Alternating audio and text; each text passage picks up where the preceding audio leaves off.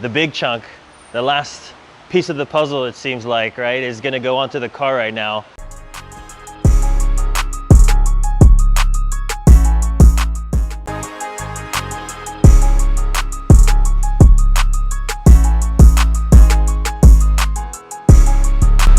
What's up, guys? Welcome back to another episode. Thank you for watching. For those of you new to the channel, my name's Robert. I'm the owner here at Studio RSR, and this is Sergio. How are you guys doing today? I also have a Supra. I'm one of the techs here.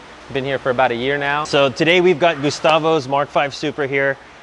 He's been here before for some bolt-ons and other little fast mods that we'll show you a little bit of, but the big chunk, the last piece of the puzzle, it seems like, right, is gonna go onto the car right now. So obviously you can see we've got the Nitrous Express kit here going onto the car. Yes!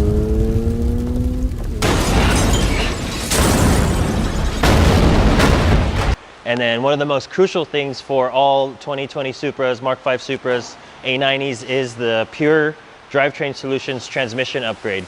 So we're going to show you a little bit of that. You want to do the NOS first, or do you want to do the trans first? Well, realistically, we're going to be doing kind of everything, but we do have a trans adaptation to do at 4 p.m. for both of these cars, actually. That's so right. We're going to go ahead and focus on the trans first, get those buttoned up. That way we're not messing with any of the electrical right at 4 p.m. That way we have batteries plugged in, everything's hooked up. He's going to be team viewing into the laptop. Then they do everything remotely, which is nice because they don't have to necessarily be here. They can be in different time zones. And they're still able to get it done all at once. So we're going to focus on the trans first, get all that situated, and then we'll go ahead, start working on this kind of in between sessions as we're doing both cars. So the Pure Drivetrain Solutions for the Supra has different stages available, right? There's stage 0 all the way up to stage 3, I believe. Yeah. So and today we've got Gustavo got the stage one. Yeah. Yeah. Luckily with that, it uses most of. I know they do oversize some of the internal shafting for better lubrication, so I know that is definitely something that helps improve, especially with how hot they get. Passing that lubrication through there is definitely what's going to help it stay cool and just be able to last longer too. You're not going to get any slippage when it starts to heat up. For the trans, some nifty little info about it. Real quick, guys, we'll get back to the video in a second. Just wanted to say thank you for watching. To give back, we're going to give you guys some prizes. We have pop quiz questions throughout the videos, so keep a lookout for those and put your answers in the comments below, and we'll send you guys some prizes. A lot of our friends and family wanted to see us do a YouTube channel, show some behind the scenes of the cars that we work on, like Nigel Houston's R8, the Veris wide body Supra, and all the various Supras and the new G80 M3 that we'll be working on as our project car. So stay tuned, and thank you again. Back to the video. It has 12 extra clutch discs, pretty much, with upgraded friction material. So not only do they upgrade the pre-existing ones that are there, but they also add 12 additional ones to, I believe, 3 different clutch packs. And then those are additional on top of what a stock Supra transmission already has, right? The stock get drag transmission. Exactly. So you're adding more friction surface on top of the upgraded type of the material. Exactly. In the discs. Exactly. Yeah. And they're not only upgrading those certain clutch packs either, they're upgrading all the clutch pack material, except those are the certain clutch packs that just happen to be able to fit more clutches into them necessarily. Yeah. So I believe in 2 of them, there's 5 additional in each, and then in 1 of them, there's 2 additional. So that definitely helps, gives it a lot more of a bite. And not only that, this one has a heat-treated and anodized clutch basket. So different types of metal have different kinds of heat capacity before they warp or deform. Deform, that's the word. Yeah. But Serge is going to talk to you guys while he's installing these parts, so stay tuned.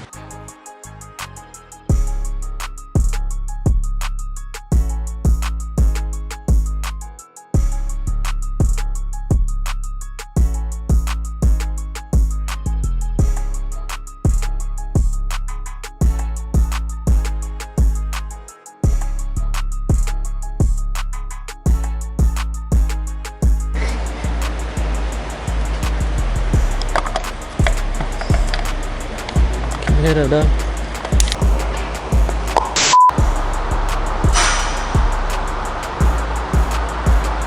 6.5 hours later. All right, so now for one of the most time consuming, literally one of the most time consuming parts of doing this job is filling the trans. You literally just have to sit here and just let it take in. They say to let it take in the full 2.5 gallons. So what we do is we pre-fill the torque converter prior, and then we put it on, and then we go ahead and refill the trans with as much fluid as we can get in there. I learned from doing that one the right way to tilt everything. So I have it set up here. It'll start leaking a little bit out of the top breather, but usually it'll be right at the end here, and then we'll be able to cap it real fast and then tip it back over on its side. The AMSOIL, it does stink. I mean, any ATF stinks, so this is no exception. It's fun to get it all over yourself. So right now, pretty much, we're just putting it in neutral and kind of spinning it a little bit, trying to get a little more fluid in everywhere as much as we can. We already closed her back up, so that's already good to go. We're about to go ahead and put it on the trans jack, and then we'll go ahead and lift her on in right now. Hey, come on, Jimmy.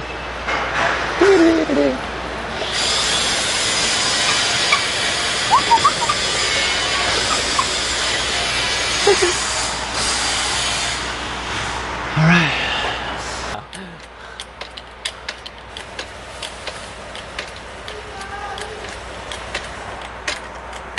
These we want to make sure we don't tighten them all the way down. We want to still give it some wiggle room. So we're kind of just getting them all kind of near it, and then we'll work our way to just tightening them all down in pattern pretty much on both sides. We kind of had a little bit of a delay. We were having some trouble getting the torque specs. But luckily we had an instant layout. We got the torque spec that we needed finally for the torque converter bolts to the drive plate. So we're going ahead and spinning the front assembly, and then going ahead and torquing every single bolt. We've already got them all in. They're already set in all the way pretty much. They're just not torqued to spec yet. We're gonna go ahead and do that now.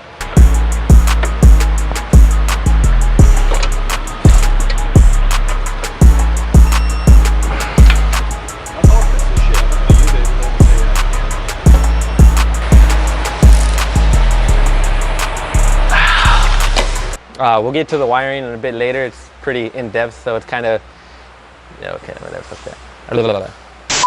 We're finishing up the nitrous kit install today.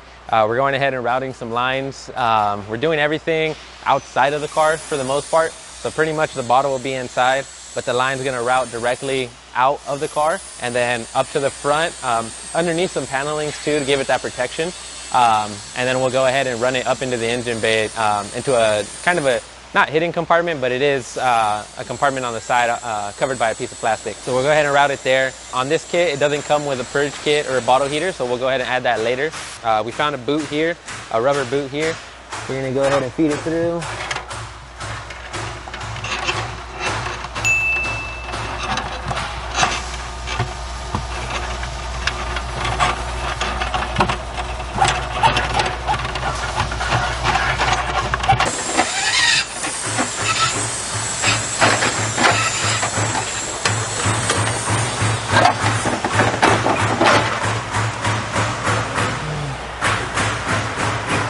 Oh my God, I think we got lucky.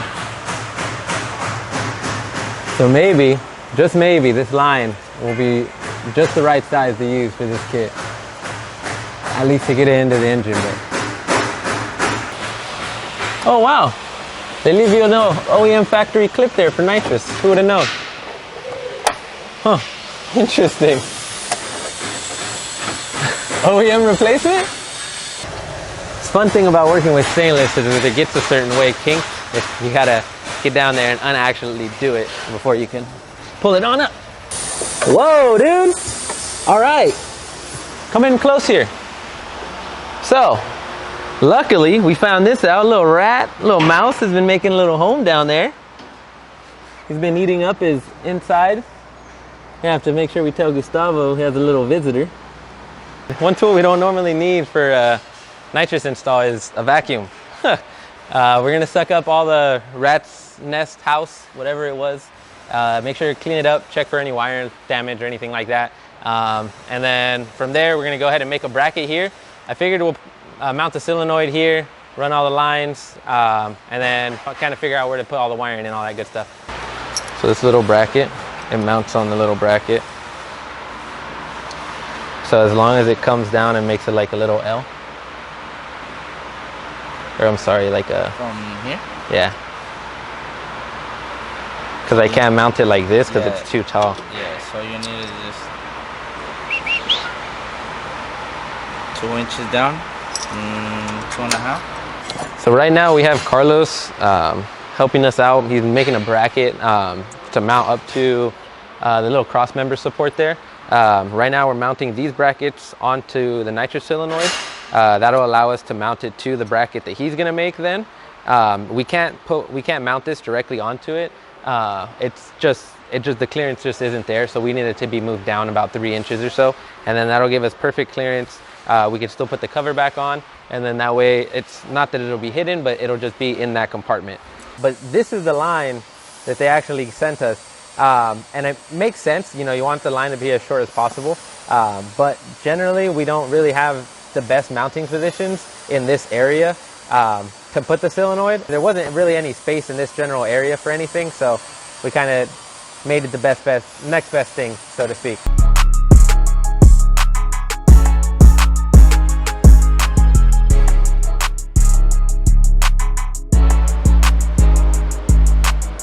So this harness here is actually for the Maximizer 5 from Nitrous Express. It's this little module here. It actually, what it does is it controls everything pretty much, or it actually reads all the data from everything. So you're looking at RPM, you're looking at speed, you can look at boost pressure, you can pretty much look at a whole bunch of different variables that the motor is putting out to be able to calculate when you want to shoot the nitrous accordingly. It all plugs in directly with a USB. You're able to tune the box sequentially with whatever else you're using. He personally is using EcuTech. So he'll be using EcuTech on top of the Maximizer 5, looking at all the other parameters and checking when it is shooting the nitrous.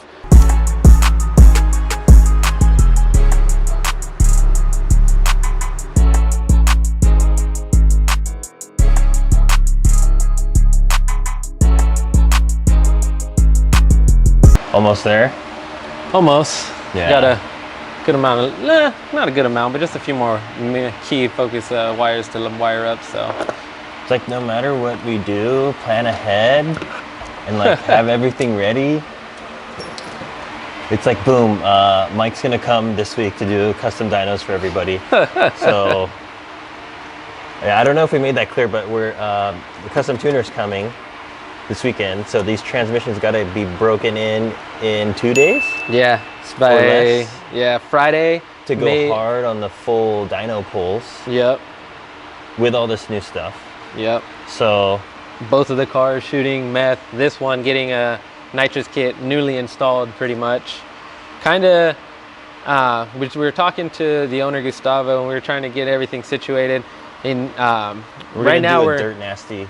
We're gonna do a dirt nasty like track install on the NOS wiring at least. Exactly. On the wiring, right? Yeah, like, exactly. We're not gonna do our sexiness on the wiring. Mm-hmm. We'll yeah, so have them come back after the dyno. That way, at least the stuff's in. Get the transmission broken in.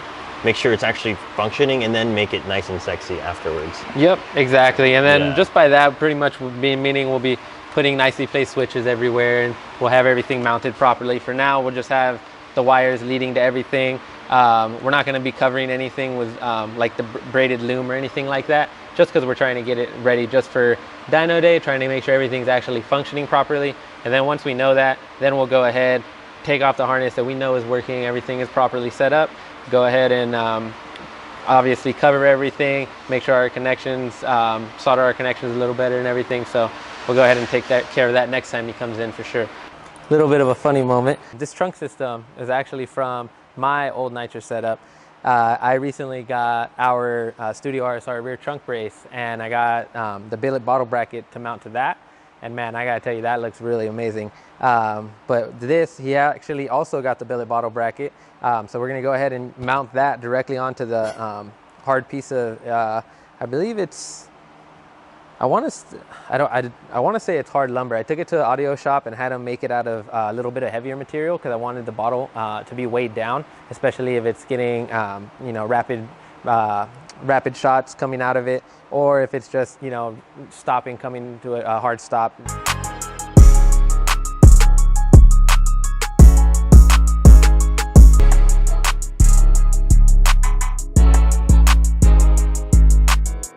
All right, so we just went ahead and finished all the work on Gustavo's MK5 Supra.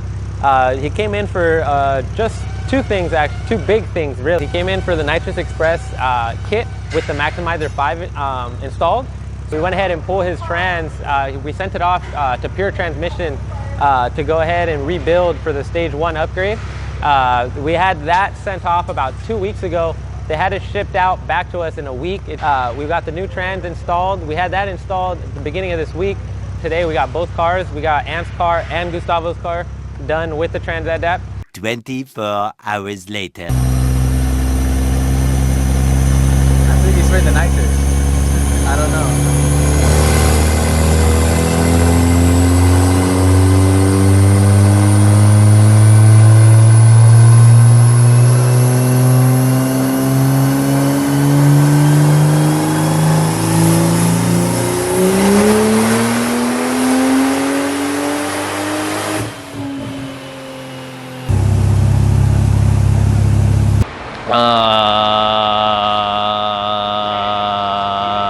Boom.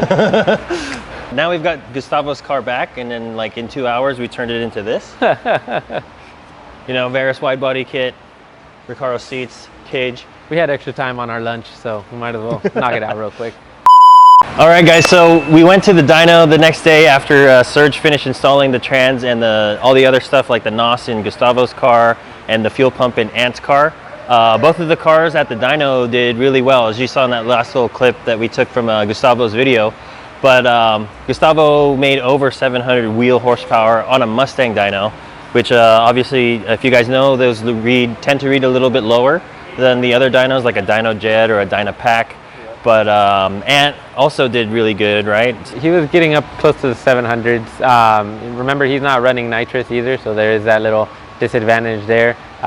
Gustavo running the nitrous, he's able to run even a 35 shot, but with the added nitrous and the fueling on top of that, it gives you roughly about another 100 horsepower. So that's definitely something to take into consideration. Yeah, so really glad with how those turned out. We talked to both of them. They're pretty stoked too. Yeah. For me, I'm just glad that, you know, with the amount of days that we had left, yeah, they were able to break in the trans. You know, because you're supposed to do up to 600 miles of break-in, yep, but getting out to the dyno place out in Temecula is already like around 100 miles to there and back. Shout out to Serge for getting Gustavo and Ant's car done. Busy week. So yeah, for you guys who are looking to tune your Supra, tuning a Supra is pretty easy. You know, the only thing that we found on our shop Supra and also Serge's personal Supra is that the fueling on A90s is the biggest weakness. It's not really a weakness, it's more of like a bottleneck point. If you guys have any questions, feel free to reach out to us. Our website, studiorsr.com, and we appreciate you guys for watching. If you have any comments or suggestions, put them in the comment section below. And as always, please like and subscribe.